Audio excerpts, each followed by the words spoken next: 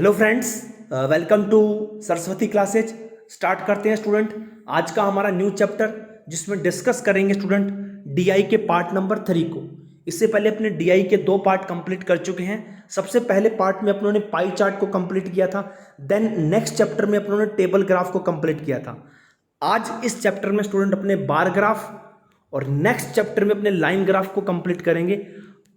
अमूमन डीआई के जो आपके क्वेश्चन पूछे जाते हैं DSSB में, वो इन चारों चार्ट से पूछे जाते हैं, इन चारों ग्राफ से पूछे जाते हैं। तो स्टार्ट करते हैं आज का लेक्चर। बार चार्ट का अध्ययन कीजिए, जो कि एक कंपनी की आय और व्यय को दर्शाता है। Study the following bar chart which represent the income and expenditure of A company and answer the question. अब देखिए, अपने पास दे रखा है, एक तरफ तो दे रखा है ईयर कि 2002, 2001, 2002, 2003, 2004। अब देखिए, जो सिंपल वाइट बॉक्स है ना, वो तो बताते हैं आय को यानी इनकम को, और जो ब्लैक बॉक्स है वो बताते हैं व्यय को यानी एक्सपेंडिचर को। और ये वाला साइड है वो बताती है किसको?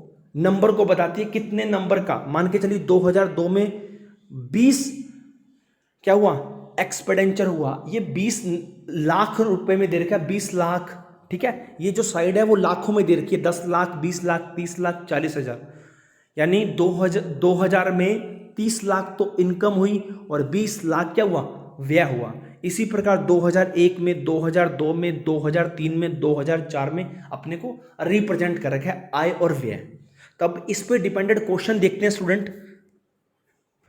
कहता है कि 2001 और 2002 के बीच, वर्ष 2001 और वर्ष 2002 के बीच लाभ का अंतर ज्ञात कीजिए। कहता है what is the difference of profit between the years 2001 and 2002।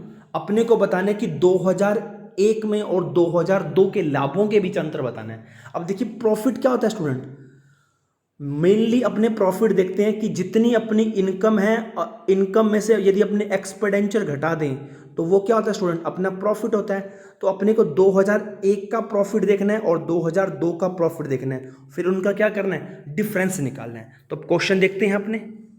अब देखिए, बार बार मुझे क्वेश्चन लाना होगा इसको, क्योंकि एक साइड पर मैं क्वेश्चन नहीं ला सकता। अब देखिए, 2001 में मैं प्रॉफिट देखता हूँ। प्रॉफिट क्या होता है स्टूडेंट? Income minus expenditure. और यदि मैं 2001 की बात करता हूँ, 2001, तो मेरे पास प्रॉफिट तो इनकम 50 थी और एक्सपेंडिचर आया है 30, यानी प्रॉफिट हो गया मेरे पास 20। और इसी प्रकार यदि मैं 2002 की बात करता हूँ, 2002 में इनकम तो 40 है और मेरे पास एक्सपेंडिचर कितना है? 30, यानी मेरे पास प्रॉफिट कितना आ गया? 10। 2001 का प्रॉफिट तो 20 आ गया और 2002 का प्रॉफिट कितना आ गया? वो आ गया 10। यानी इनका डिफरेंस देखिए तो इनका डिफरेंस आ गया 10 लाख। यानी मैंने निकाल लिया वर्ष 2001 और 2002 के जितना भी प्रॉफिट हुआ है उनका डिफरेंस निकाल लिया, तो उनका डिफरेंस आया 10 लाख। कितना है स्टूडेंट? 10 लाख। पहले 2001 का मैंने प्रॉफिट निकाला, फिर 2002 का प्रॉफिट निकाला, फिर इन प्रॉफिट का जो डिफरेंस आया वही हमारा क्या हुआ स्टूडेंट? आंसर हुआ। नेक्स्ट क्वेश्चन पे बढ़ते हैं स्टूडेंट। ये देखिए, 2001 में लाभ हुआ 20 यानी प्रॉफिट हुआ, और 2002 में प्रॉफिट हुआ 10, और इन प्रॉफिट का डिफरेंस निकाल लिया मैंने 10 लाख। मेरा ऑप्शन आया 1। नेक्स्ट है, कितने वर्षों में कंपनी की आय औसत आय से अधिक रही? यानी ऐसे कितने वर्ष हैं जिनकी जो इनकम है ना स्टूडेंट, वो औसत इनकम से अधिक रही। मेरे को पता है मेरे पास कितने ईयर हैं? 5 ईयर हैं। 2000, 2001, 2002, 2003, 2004, इस प्रकार ऐसे कितने ईयर हैं जिनमें इनकम एवरेज इनकम से ज़्यादा रही। यानी पहले अपने को एवरेज इनकम निकालनी पड़ेगी। तो एवरेज इनकम क्या होती है स्टूडेंट? सभी इनकम को जोड़ दो और जितने भी पार्ट हैं उनमें डिवाइड दे दो। आपको पता है ना एवरेज क्या होता है? एवरेज होता है राशियों का योग बटे राशियों की संख्या। यानी राशियों का योग कितना आ गया? ये 2000 में 30 थी इनकम, 2001 में 50 थी, 2002 में 40 थी, 2003 में 60 थी और 2004 में कितनी थी? 60 थी। यानी टोटल इनकम तो मेरे पास हो चुकी है कितनी? 240। अब मुझे एवरेज निकालना है, तो एवरेज आ गया स्टूडेंट मेरे पास कितना आ गया? 48। कितना आ गया? 48। अब ये देखिए कितने सालों, कितने वर्षों की आय औसत आय से अधिक है, तो मैंने इसकी आय, इसकी आय, इसकी आय, इसकी आय इनको जोड़ दिया, यानी मेरे पास एवरेज जो आय आई है ना वो 48 आई है। कितनी? 48। अब देखना कितने ऐसे ईयर हैं जिनमें इनकम 48 से अधिक है, तो इसमें 48 से कम है यानी ये तो काउंट नहीं करूँगा, इसमें 48 से ज़्यादा यानी इसको काउंट करूँगा, इसको काउंट नहीं करूँगा, इसको काउंट करूँगा, इसको काउंट करूँगा। यानी 3 ऐसे ईयर हैं जिसमें जो इनकम है ना वो एवरेज इनकम से ज़्यादा है।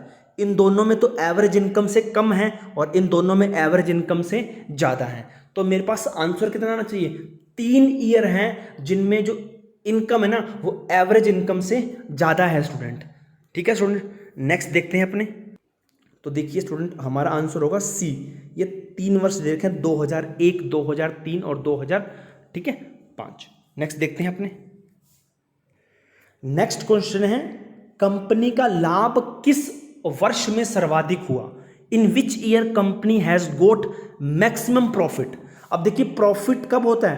प्रॉफिट होता है इनकम माइनस एक्सपेंडिचर, यानी कौन सा ऐसा ईयर था जिसमें इनकम और एक्सपेंडिचर में मोस्ट क्या कहते हैं प्रेफरेबल अंतर था अपने पास। देखते हैं अब कौन सा ईयर निकालना था। अब देखिए ये मेरी इनकम है, ये मेरा एक्सपेंडिचर, यानी प्रॉफिट हुआ मेरे पास 10, यहां प्रॉफिट हुआ 20, यहां प्रॉफिट हुआ 10, यहां प्रॉफिट हुआ 20 और यहां प्रॉफिट हुआ 25। यानी अपने को बताना था कौन सा ऐसा ईयर है जिसमें मोस्टली प्रॉफिट हुआ अपने को, तो 25 प्रॉफिट हुआ। और वो कौन से ईयर में? 2004 में, क्योंकि अपने को ये दे रखा था स्टूडेंट ये 60-60, इनमें 10 था, इनमें 20 था, 10 था, 20 था और 25, तो अपने को मोस्टली प्रॉफिट बताना था, तो 25 है जो कि 2004 में है। नेक्स्ट क्वेश्चन देखते हैं। नेक्स्ट इजी क्वेश्चन देखिए, वर्ष 2002 में कंपनी की आय किस वर्ष के व्यय के बराबर होगी? यानी अपने को ऐसा ईयर फाइंड करना है जिसमें इनकम और एक्सपेंडिचर दोनों क्या हों? इक्वल हों। तो देखते हैं अपने। अब ये कह रहा है कि वर्ष 2002 में जो कंपनी की इनकम होगी किस वर्ष के एक्सपेंडिचर के बराबर होगी। तो सबसे पहले अपने 2002 में कंपनी की इनकम देखनी है, तो देखते हैं। अब ये देखिए 2002 देखिए, इसमें जो कंपनी की इनकम है ना वो है 40, और अपने को ऐसा ईयर फाइंड करना है ये इनकम किसी और ईयर की एक्सपेंडिचर के बराबर होनी चाहिए। तो देखिए 40, यहाँ 30 है, यहाँ 20 है, यहाँ 30 है, यहाँ 40 है, तो 40 देखिए यहाँ एक्सपेंडिचर हो रहा है, यानी 2002 का इनकम और 2003 का एक्सपेंडिचर आपस में इक्वल है। ठीक है स्टूडेंट, नेक्स्ट देखते हैं अपने। तो हमारा ऑप्शन हुआ डी, ऑप्शन हुआ। नेक्स्ट अपने को एक और क्वेश्चन देखा है, दिए गए चित्र में किसी वस्तु X का आयात 1993 से 1999 तक करोड़ रुपए में दर्शाया गया है। चित्र के आधार पर प्रश्नों के उत्तर दीजिए। The following graph shows the import of a certain commodity X in crore rupees between 1993 and 1999 based on the figure, answer the question.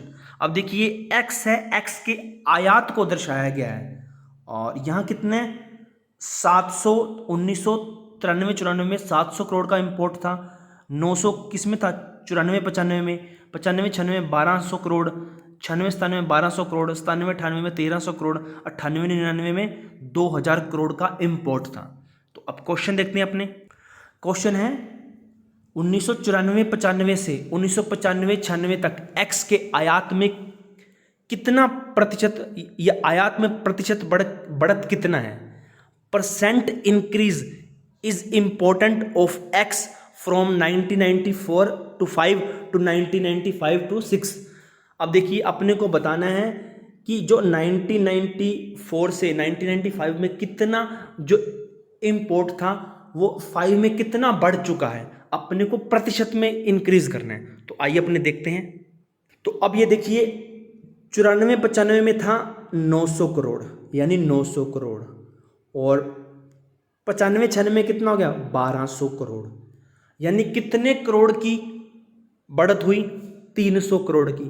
और कितने पे बढ़त हुई 900 पर, और परसेंट निकालना है तो 100 से मल्टीप्लाई कर दिया, 00 से 00 कट गया, ये 3 पर कट गया, यानी 100/3 कितने होते हैं 33.5%। कितना होता है 33.5%। ये तो नॉर्मल परसेंट का क्वेश्चन था। कितनी बढ़त हुई 900 से 1200 था, 1200 हो गया, यानी 300 की बढ़त हुई कितने पर 900 पर। नेक्स्ट देखते हैं अपने। तो ये देखिए 300 की बढ़त हुई 900 पर और 33.5% का टोटल परसेंटेज बढ़ा। सभी वर्षों के लिए साल दर साल x के आयात में बढ़ोतरी का औसत है। देखिए सभी वर्षों के लिए साल दर साल x के आयात में बढ़ोतरी का औसत है। Average of the increase important of x year by year for all the year. अब देखिए अपने को निकालना है कि साल दर साल जो इंपोर्ट बढ़ा है उसका एवरेज निकालना है। अब देखिए साल दर साल यानी ईयर बाय ईयर, तो यहां से कितना इंक्रीज हुआ 200, यहां से कितना इंक्रीज हुआ 300, यहां से कितना इंक्रीज हुआ 0, यहां से कितना इंक्रीज हुआ 100, और यहां से कितना इंक्रीज हुआ 700। तो इतनी बार इंक्रीज हुआ साल दर साल। पहले साल 200 करोड़, फिर 300 करोड़, फिर कुछ नहीं हुआ, फिर 100 करोड़, फिर 700 करोड़, यानी 5 बार हुआ। राशियों का योग बटे राशियों की संख्या 200 और 300 500, 500 600, 600 और 700 कितने होते हैं 1300, 1300/5, 1300/5, 1300/5 करूंगा तो कितने पे जाएगा स्टूडेंट 5 दूना 10, 5 6 30, यानी 260 करोड़ क्या हुआ एवरेज बढ़ा अपना साल दर साल। नेक्स्ट देखते हैं। ये देखिए स्टूडेंट हमारा आंसर 260। अब कह रहा है कितने वर्षों के लिए x का आयात उसके औसत आयात से अधिक है।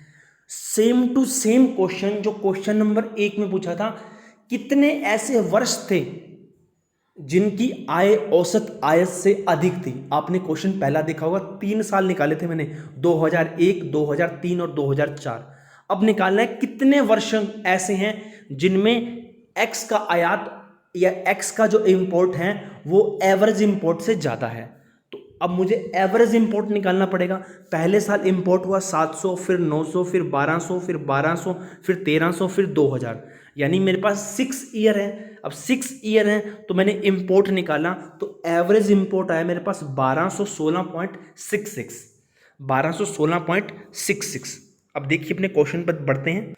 अब देखिए जो एवरेज इंपोर्ट है ना 1216.66। अब निकालना है ऐसे कितने ईयर हैं जिनमें इंपोर्ट है वो एवरेज इंपोर्ट से ज़्यादा है। ये तो एवरेज इंपोर्ट से कम है, ये भी कम है, ये भी कम है, ये भी कम है, ये 2 ज़्यादा है, यानी 2 ऐसे साल हैं जिनमें इंपोर्ट एवरेज इंपोर्ट से ज़्यादा है। नेक्स्ट देखते हैं। तो हमारा आंसर होगा स्टूडेंट सी। अब देखिए अपने को नेक्स्ट क्वेश्चन देखा है, दिए गए बार ग्राफ का अध्ययन कीजिए जो किसी कंपनी द्वारा पदों में दिए गए कुल खर्च के प्रतिशत को दर्शाता है। अब देखिए अपने को इस तरफ तो खर्च दे रखा है परसेंटेज में, और इस तरफ अपने को पद दे रखे हैं, यानी अपने को डिस्क्राइब कर रखा है कौन से प्रोफेशन में कितना परसेंटेज खर्च किया आपने। तो आधारभूत संरचना यानी बेसिक इंफ्रास्ट्रक्चर में अपनों ने खर्च किया 20%, और ट्रांसपोर्ट में यानी परिवहन में अपनों ने खर्च किया 12.5, और एडवर्टाइज यानी विज्ञापन में 15%, उसके बाद टैक्स में 10%, उसके बाद अपने को दे रखा है रिसर्च एंड डेवलपमेंट में 5%, उसके बाद इनकम में 20%, और उसके बाद अपने को दे रखा है ऋण ब्याज पर व्यय, यानी अपने को जो उधार दे रखा है उस पर व्यय 17.5। तो अब अपने इस पर आधारित क्वेश्चन देखेंगे और उनका आंसर देखेंगे। देखिए मैंने आपको इससे पहले 2 चार्ट करवा दिए हैं, 2 ग्राफ करवा दिए हैं, सब में क्वेश्चन पूछने का तरीका लगभग अमूमन सेम रहा है। यानी इसमें परसेंटेज और परसेंटेज का एक पार्ट, यानी एक ही पार्ट जो मैंने आपको परसेंटेज चैप्टर में करवाया था कि एक्स वाई से कितना परसेंट अधिक है, या एक्स वाई या वाई एक्स से कितना कम है, या अपने को रेशो पूछा गया है। नो, अमूमन 2 टाइप पूछे गए, बाकी भी जो अगर कुछ पूछता है ना वो सिंपल पूछता है, यानी एवरेज पूछ लिया या कुछ ज़्यादा आधा कम पूछ लिया, इस प्रकार नॉर्मल क्वेश्चन पूछता है।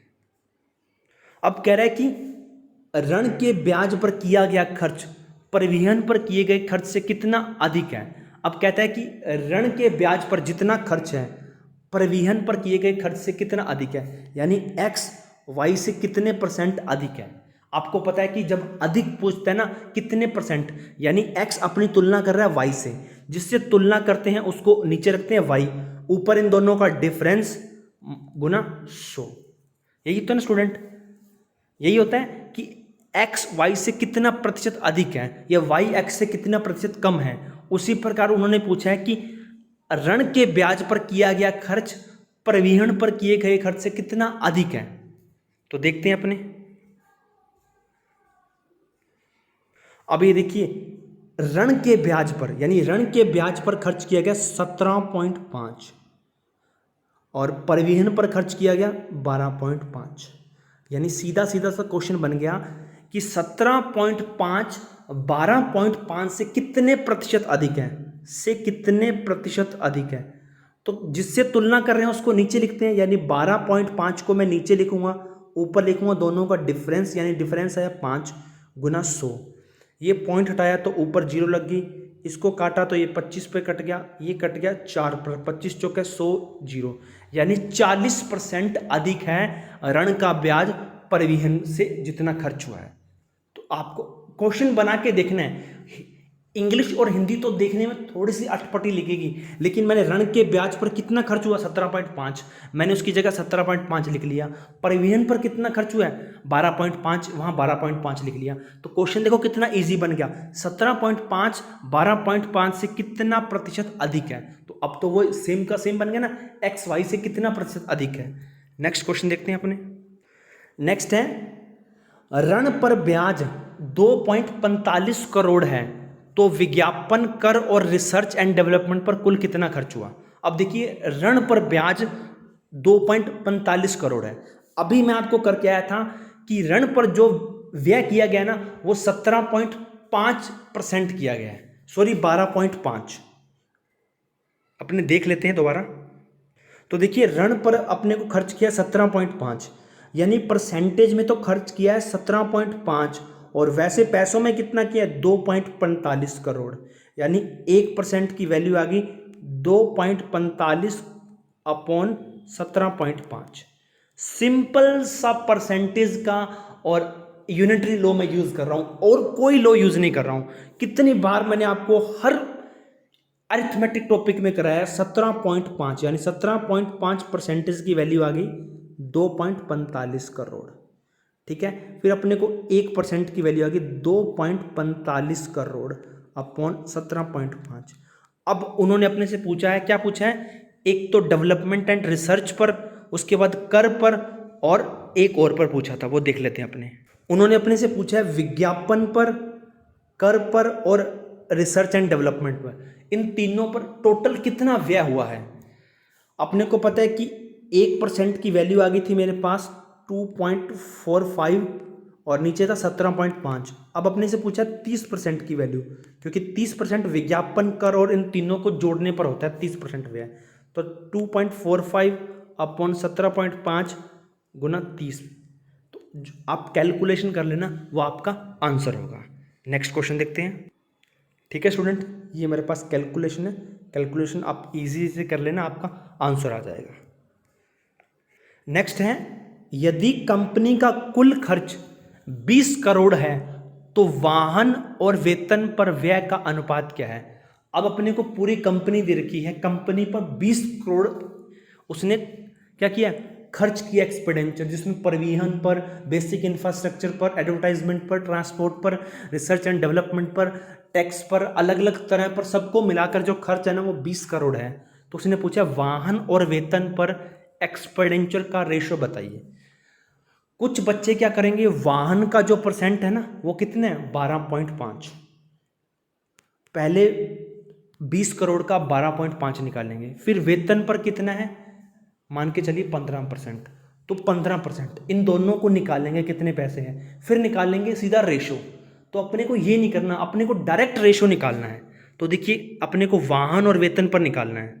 अब देखिए वाहन और वेतन पर लोग पहले पैसे निकालेंगे। अब मैं आपको पैसे वाला तरीका बताता हूँ। वाहन कितने, वाहन पर 12.5 यानी 20 करोड़ का 12.5, फिर निकाला मैंने किसका अनुपात, वेतन का, 20 करोड़ का कितना 5%, वेतन कितना है शायद 20% है, तो 20 से तो 20 कट गया, यानी इसका तो कोई रोल ही नहीं हुआ, कोई रोल नहीं हुआ ना। फिर अपने क्यों बार बार इसको इंक्लूड कर रहे हैं। अब पॉइंट हटाऊंगा तो यहाँ लगा जाएगा 0, यानी 25 5 125, 25 8 है 200।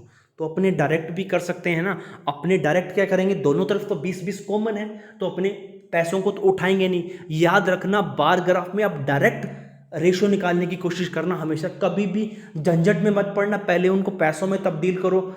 अगर आपको डाटा दे रखा है परसेंटेज में तो परसेंटेज में निकालने की कोशिश करो, डाटा आपको करोड़ों में देखा है तो करोड़ों में निकालने की कोशिश करो, डाटा आपको डिग्री में दे रखा है तो डिग्री में निकालने की कोशिश करो, डायरेक्ट परसेंट निकालने की कोशिश करो।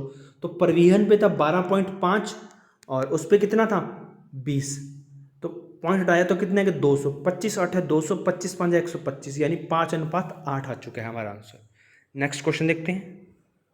नेक्स्ट दे रखे अपने को बेसिक इंफ्रास्ट्रक्चर और परिवहन पर कुल खर्च, टोटल खर्च और ऋण के ब्याज और कर पर कुल खर्च का अनुपात निकालना है। तो पहले निकालना है आधारभूत संरचना, यानी उस पर हुआ 20%, परिवहन पर हुआ 12.5, यानी दोनों को निकाला तो 32.5। अब अपने को कर पे निकाला तो टैक्स पे था 10% खर्च और ऋण के ब्याज पर 17.5, यानी इन दोनों का जोड़ निकाल के क्या करना था, रेशो निकालना था। इन दोनों का जोड़ और इन दोनों के जोड़ का अपने को रेशो निकालना था। तो पॉइंट से पॉइंट मैंने हटा दिया। उसके बाद मैं क्या करूँगा, दोनों को 25 के टेबल से काट दूंगा। 25 एकम 25 कितने बच के 7, 25 दिया 75, और 25 को अगर मैं इससे काटूँ तो 25 को अगर मैं काटता हूँ 25 आता है 175, 13 पॉइंट यानी 7 आता है। और भी देख लेते हैं, अगर अपने इसको काटना चाहें तो किसकी टेबल से काटेंगे। अगर मैं इसको काटता हूँ तो ये 6 पर कट गया 65, और ये कितने पर कटा 3 और 2 35, यानी 13 पर कट गया और ये कट गया 7 पर, यानी यहाँ 11 नहीं आएगा, यहाँ 7 आएगा, 13.7। ठीक है 13 पॉइंट, शायद मैंने कोई गलती कर दी, सॉरी। यहाँ कितना आएगा स्टूडेंट, यहाँ आएगा 27.5, कितना आएगा 27.5। अब आप निकालोगे तो आपका इजीली से आ जाएगा। ये कटा था 13 पे और ठीक है, और इसको काटूंगा तो 11 पे काटेगा, क्योंकि 25 से कम 25, 2 बचे, 25 से कम 25, यानी 13:11। नेक्स्ट क्वेश्चन देखते हैं अपने। नेक्स्ट है, इस बार ग्राफ में किसी देश के 2011-12 से 2018-19 तक के विदेशी मुद्रा भंडार को दर्शाया गया है। इसके आधार पर प्रश्नों का उत्तर दीजिए। अब देखिए अपने पास 2011-12 में जो फॉरेन इन्वेस्टमेंट था या फॉरेन इन्वेस्टमेंट स्टोर था वो कितना था 2640। यहाँ फॉरेन इन्वेस्टमेंट है जो स्टोर किया गया है, यहाँ साल है 2011 में 2640। ये अपने को दे रखा है, क्या दे रखा है साल, और ये अपने को इन्वेस्टमेंट दे रखा है। तो यहाँ आगे रुका ये 2640, ये 3720, 14 में 2520, 15 में 3360, 16 में 3120 और 4320, नेक्स्ट 5040 और नेक्स्ट 3120। अब इसके आधार पर अपने क्वेश्चन देखते हैं स्टूडेंट। कहता है कि 2017-18 में विदेशी मुद्रा भंडार 2014-15 की तुलना में कितने गुना है। अब मैं सीधी से एक नॉर्मल बात करता हूँ, मेरे पास 50 रुपये हैं और आपके पास 25 रुपये हैं, तो मैं ये क्या कह सकता हूँ कि मेरे पास आपसे कितने गुना अधिक हैं, कितने ज़्यादा टाइम्स हैं। तो आप यही करते हो ना 50/50, जिससे तुलना कर रहे हैं गुना में, उसको ऊपर रखते हैं तो कितने गुना है 2 गुना है। तो उसी प्रकार मैं देखता हूँ 2017-18 में जो इन्वेस्टमेंट था फॉरेन वो 50-40 था और 2015 में कितना था 33-60। तो अब देखिए अगर मैं इसको काउंट करता हूँ तो 50/40/360। अब सीधा सा पता चल रहा है 360 को अगर मैं डबल करता हूँ ना 6600 के करीब आता है, लेकिन ये कितने हैं 50 साली, यानी 2.6 तो होगा नहीं, 2 गुना ही नहीं है, 3 गुना कहाँ से होगा, तो यानी सीधा सीधा अपने को पता चल रहा है 1.5 गुना। अगर मैं इसका दुगना करता हूँ तो 6600 के करीब 6700 के करीब आता है, 6720 के करीब आता है। तो ये कितना है 50 साली, दुगना तो दुगना ही इतना है, तो 2.6 तो होगा नहीं, 3.5 भी नहीं होगा, तो आंसर कितना होगा 1.5। नेक्स्ट देखिए 2013-14 की तुलना में 2017-18 में विदेशी मुद्रा भंडार में कितने प्रतिशत की वृद्धि हुई, यानी 12 से 15, पहले 12 था फिर 15 हुआ, तो कितने प्रतिशत की वृद्धि हुई, 3 की, पहले साल कितना था 12 बेसिक 4, यानी 25% की वृद्धि हुई। ये अपना कॉमन निकालने का तरीका है। तो अब ये देखिए 2013-14 में 2520 हुआ था मुद्रा भंडार, और 2017 में 50-40, तो कितना ज़्यादा हुआ 25-20 ज़्यादा हुआ, और 25-20 ज़्यादा हुआ, पहले साल का कितना था।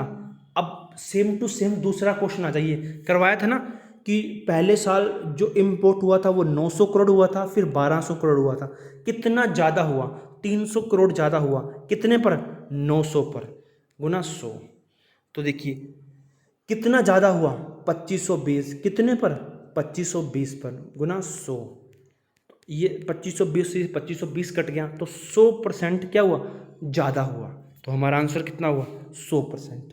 ये वाला डाटा मैंने आपको ग्राफ में दे रखा है, आप ग्राफ में देख सकते हैं स्टूडेंट,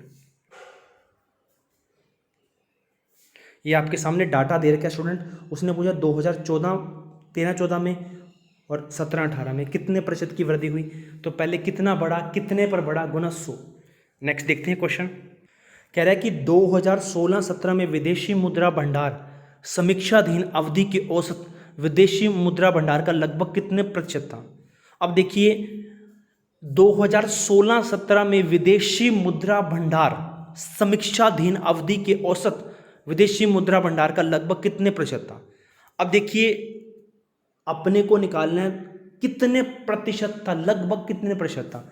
अगर मैं कहूँ ना 12-15 का कितने प्रतिशत है, तो निकाल सकता हूँ 3 है अपॉन 12 गुना 100। उसी प्रकार कहता है 2016 में जितना इन्वेस्टमेंट हुआ फॉरेन, वो टोटल एवरेज इन्वेस्टमेंट का कितने प्रतिशत है। तो सबसे पहले मुझे निकालना पड़ेगा एवरेज इन्वेस्टमेंट, तो 11-12 में 26, 12-13 में 13-14 में 14-15 में 15-16 में 16-17 में 17-18 में 18-19 में। तो इस प्रकार अपने को दे रखा है 8 सालों का एवरेज कितना आया 3480। तो अब मुझे पता है कि 16-17 में कितना हुआ था, 16-17 में हुआ 4320। तो क्वेश्चन बन गया 4320 3480 का कितने प्रतिशत है। अब निकाल सकते हैं ना आप कितने प्रतिशत है, कितनी बार आपको क्वेश्चन करवा दिया, बस लैंग्वेज चेंज होती है, कितने प्रतिशत है। अगर मैं निकाल लूँ तो एक तो बड़ा कितना 840, किस पर बढ़ेगा 3480 पर गुना 100, तो लगभग 25% है, यानी कोई चीज़ 100% थी तो 25% इंक्रीज हो गया, तो कितना बढ़ गया 125%। नेक्स्ट देखते हैं, नेक्स्ट है जिन वर्षों में विदेशी मुद्रा भंडार औसत भंडार से अधिक था उन वर्षों का, और जिन वर्षों में भंडार औसत से कम था उन वर्षों का अनुपात क्या होगा। पहले तो अपने को विदेशी मुद्रा भंडार का औसत निकालना है, वो इतना सेम कितने वर्षों की आय औसत आय से अधिक है या कम है, तो कितने वर्षों की आय औसत आय से अधिक है, वो पूछ रहे हैं कि ऐसे कितने वर्ष हैं जिनमें विदेशी मुद्रा भंडार औसत भंडार से अधिक हैं, और ऐसे कितने वर्ष हैं जिनमें औसत मुद्रा भंडार सालों के भंडार से कम है, उनका एवरेज निकालना है। तो अभी निकाला था मैंने एवरेज विदेशी मुद्रा भंडार कितना निकला था 3480। तो 3 ऐसे साल हैं जिनमें जो विदेशी मुद्रा भंडार ना वो ज़्यादा है, एक में 3720, मैं अभी दिखाता हूँ आपको ग्राफ के थ्रू। अब मुझे पता है कि औसत विदेशी मुद्रा भंडार कितना है 3480। अब देखिए एक ये साल हो गया जिसमें जो औसत विदेशी मुद्रा भंडार से ये ज़्यादा है, एक मेरे पास ये हो गया 2 और एक मेरे पास हो गया 3 ऐसे साल हैं जिनमें जो विदेशी मुद्रा भंडार है औसत मुद्रा भंडार से ज़्यादा है। अब वो कम निकालना है, 1 2 3 4 5, यानी 5 ऐसे साल हैं जिनमें कम है। तो अनुपात कितना का 3:5, कितना का 3:5। तो ये देखिए स्टूडेंट 3:5 आ चुका है। ये थे स्टूडेंट हमारे कुछ क्वेश्चन जो कि बार चार्ट के थे आपको समझाने के लिए। आई होप सो कि आप सारे समझ चुके होंगे। धन्यवाद।